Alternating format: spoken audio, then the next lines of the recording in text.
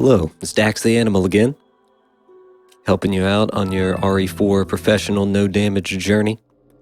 We are now on chapter 2-1.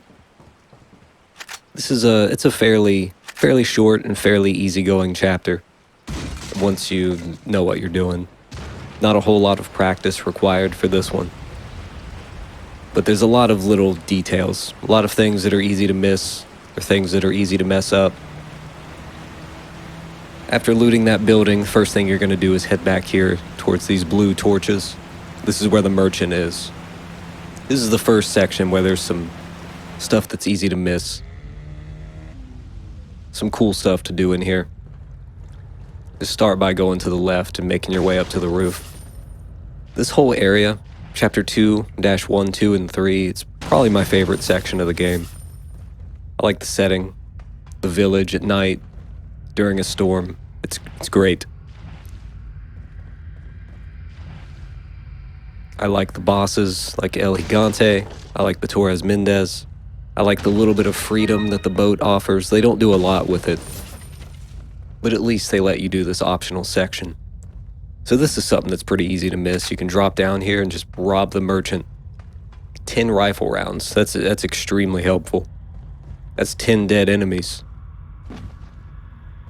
Really helpful. And then something over here that's easy to miss.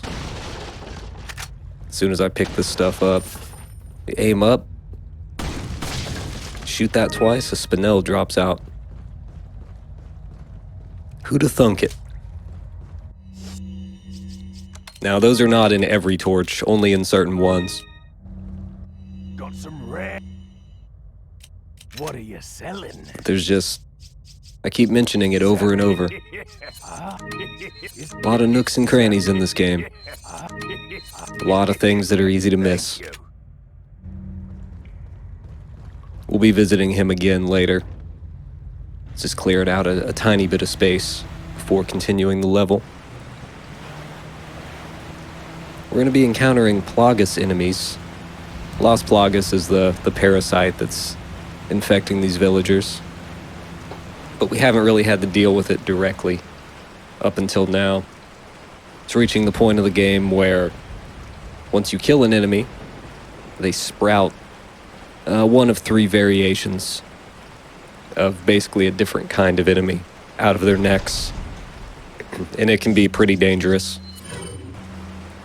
Some of the enemies are scripted, like there are certain enemies, like this guy, he always sprouts one. It's guaranteed. And then there's the RNG enemies, like this guy. Sometimes you'll kill him, and he will also sprout a Plagas. But this time, it doesn't happen. And then there are other enemies that will never sprout them. And that's just stuff that you'll learn over time. Don't forget that right there, that's 5,000 pesetas. Later on, the game won't be that friendly to you. Dropping 5,000 just because you kill a basic enemy. Here's something easy to miss. Go around here, this is always a hand grenade. Always good to have those. Now right here, you want to have, well, first let's shoot these. You don't have to shoot the chains or anything. There's 3 boxes, you shoot the box anywhere. They drop in place.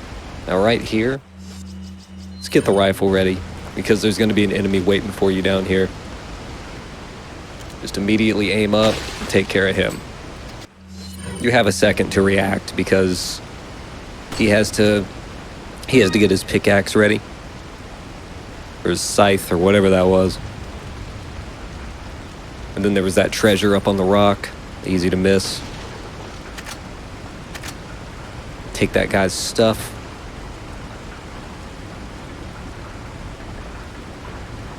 It can be pretty easy to forget about that dude. Climb up the ladder and then go, uh-oh. I come over here first to grab this. It's a pretty worthwhile treasure.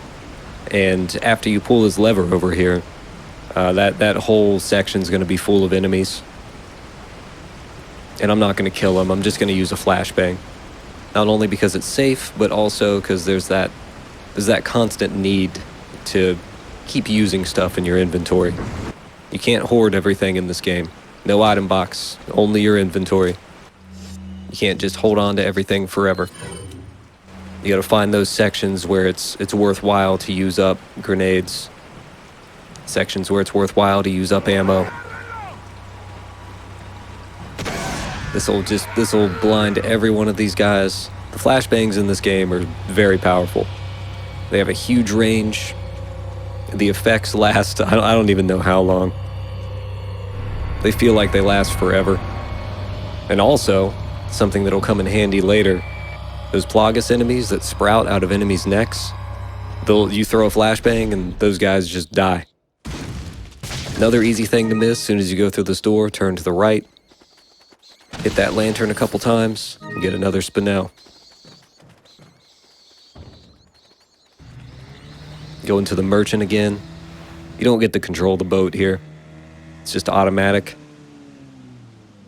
Gonna do a little inventory management, and then we're gonna buy an RPG. The RPG takes up a lot of space. Takes up exactly as much space as the shotgun.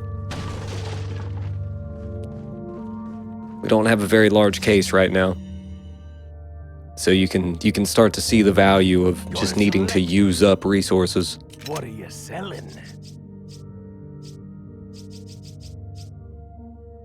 There would have been no point in holding on to that flashbang earlier. Is that all, stranger? Is that all? And now that we've gotten all 15 of the blue medallions, we can sell the handgun and get the Punisher. This is that free gun. What's unique about the Punisher is it has a penetration ability. So you can shoot an enemy, the bullet will go through and hit an enemy behind it. Thank you. It's pretty useful. What are you selling? Is that all? Any handgun in this game Thank you. is viable. Is that... Like you can, What are you when I say buying? viable, I mean you can choose to play through the whole game with any handgun you want. Even the basic handgun, once you level it up all the way and buy its exclusive, then it's just such a good gun. So is the Punisher, so is the Blacktail, Red 9, they're all great. You have a lot of choice in this game. Now the RPG takes up a lot of space, but we're going to be getting rid of it right now. You have to do this quickly. You see his hand, his left hand, it was on your right. What's happened to me before is I've waited a little too long, shot the rocket, and it hit his fist. And because his fist is a little bit closer to me than his torso, I took damage from my own rocket. It's one of those insane robberies that'll happen to you when you're trying to no damage this game. One of those little things that'll just drive you nuts.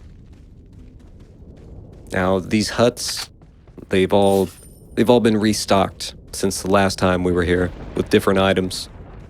So go ahead, run through and loot.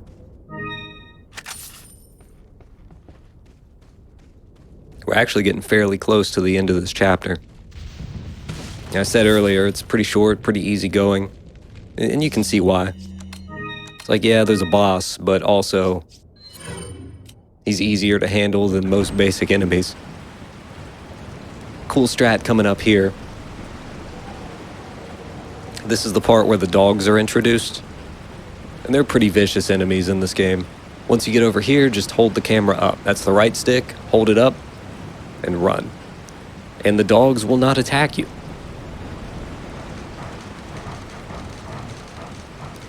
That seems to be like a modern RE game staple. The enemy behavior is highly affected by the camera. As soon as you enter the church, head to the right, there's always a flashbang in that barrel.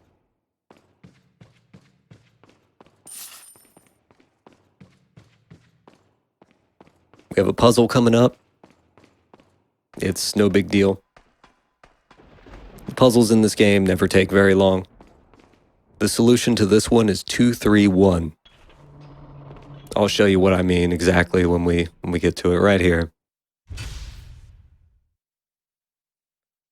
So there's R, G, and B. When I say 2, 3, 1, I mean like go across R2, G3, B1, meaning you rotate each one that many times. 2, 3, 1, and you're good. It never changes. The puzzles in this game never change.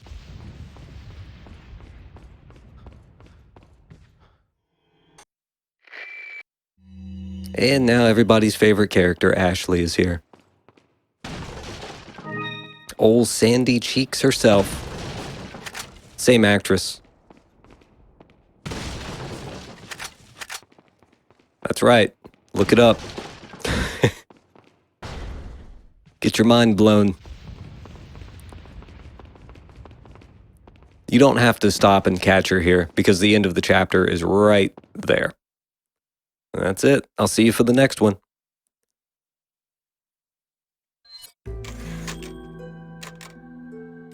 Peace out.